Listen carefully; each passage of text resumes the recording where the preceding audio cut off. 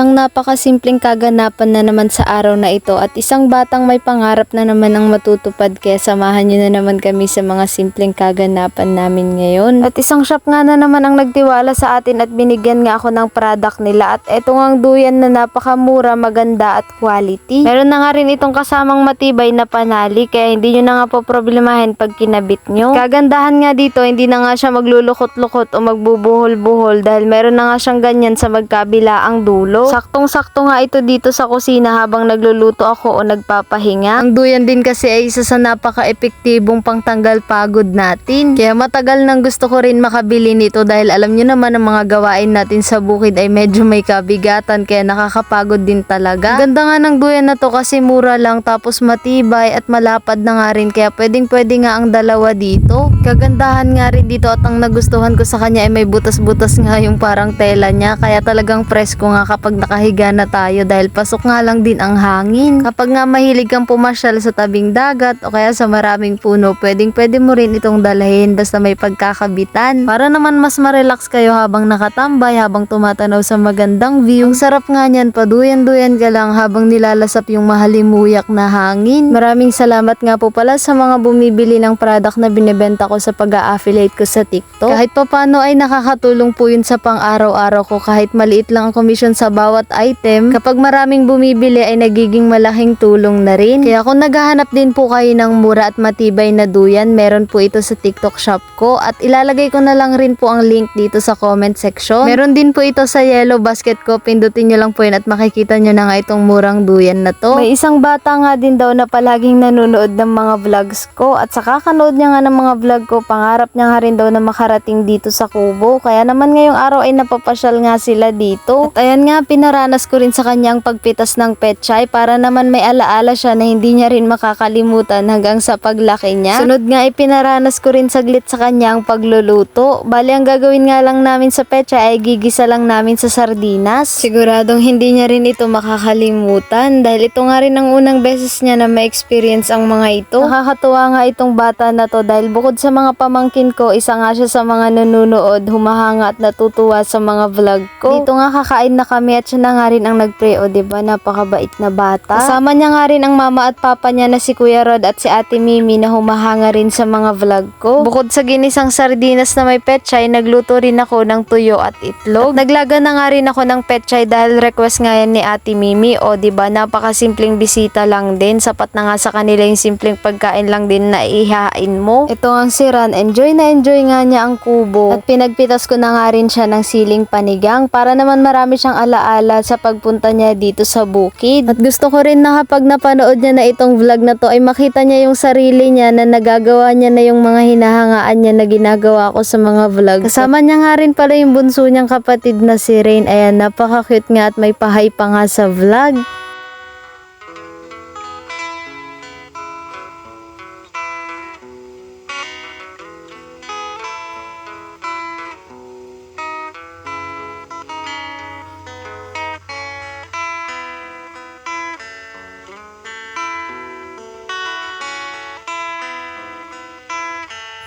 Pinapitas ko na nga rin sa kanya yung mga ilang bunga ng okra dito, at natawa nga kami dito dahil nung ginupit niya nga yung bunga ng okra ay naisama nga yung talbos ng okra. Well, first time niya nga ito ma-experience kaya hindi niya pa nga ganun kaalam, pero madali nga lang din siyang matuto, kaya ayan no, natutunan niya rin agad kung paano pitasin. May mga bunga na nga din pala yung mga panibago kong tanim na okra kahit mababa pa nga lang, kaya ayan, pinagpitas ko na nga rin siya dito. Bali, inalalayan ko na nga lang rin siya dyan dahil baka maggupit niya nga ulit yung mga talbos nito. Habang abala kami ni Ran sa pagpipitas ng okra, ito namang si Rain, natutuwa nga siguro siya dito kay Moon at saka kay Paula, kaya ayan, nakabantay nga siya dyan. Nakakatuwa nga rin siya dahil pasunod-sunod nga lang din siya sa amin habang nagpipitas kami ng gulay dito. Sabi ko nga sa kanya, hawakan niya na lang yung lagayan ng mga napipitas namin ni Ran para naman makita nga rin siya sa vlog namin. Para naman kapag malaki na siya at napanood niya ulit itong vlog na to, makita niya yung sarili niya na ganito pa siya kaliit dito.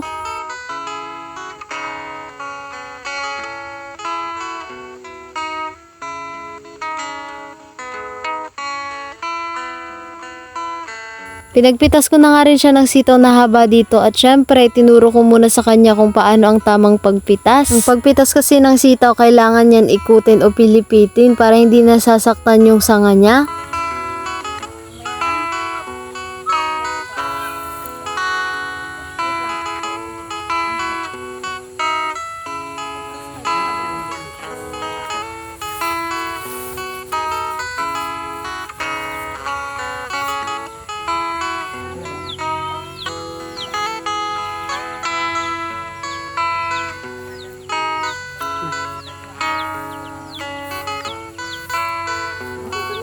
Nakakatuwa lang din talaga itong si Ran dahil mabilis nga siyang matuto at kung ano nga yung sinasabi ko sa kanya ay ginagawa niya nga. Sa video nga na to ay mapapansin nyo na siya nga ang gumagawa at inaalalayan ko lang. Syempre sabi ko nga sa kanya dahil ito nga ang unang beses na makapunta siya dito sa Kubo at ito rin unang beses na makasama ko siya sa vlog. Kaya naman sabi ko ay susulitin na nga namin dahil ito nga rin yung gusto niya na makita siya sa vlog ko. At ito rin yung gustong gusto niya na napapanood niya yung sarili niya sa mga video. Kaya ayan na Ran, na-edit at na-upload ko na. Sana magustuhan mo itong vlog natin.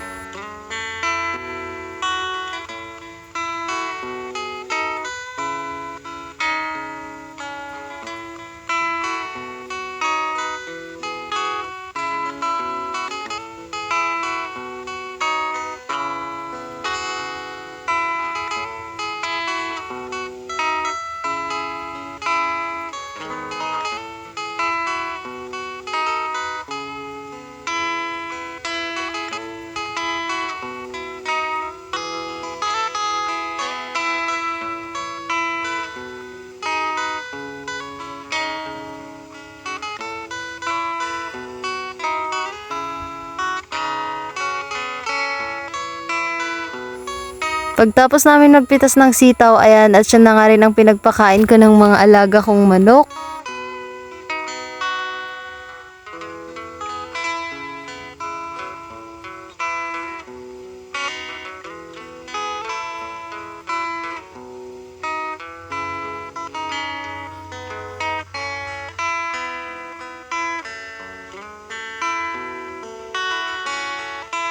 Sa part nga na to, malapit na nga silang umuwi kaya ayan, naglalambing na nga habang nagpipitas ako ng petchay. Alam nyo po itong si Ran, kung naalala nyo yung in-upload ko na nag-birthday na may hawak akong cake, siya po yung bata na yumakap sa akin. Sabi nga ni Tita Arnie niya, mas excited pa daw siya sa akin kesa dun sa cake. Siya nga po yung bata na hindi ko kadugo pero palaging excited na makita at mayakap ako.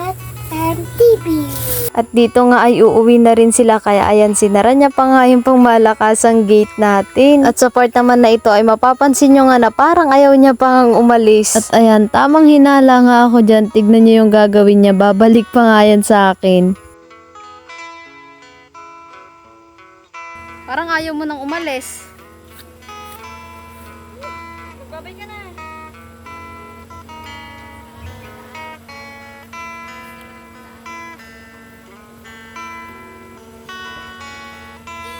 Kaya naman pala nakalimutan niya yung kiss. O sige, paano ba yan? Hanggang dito na lang muna Ran. Hanggang sa muli.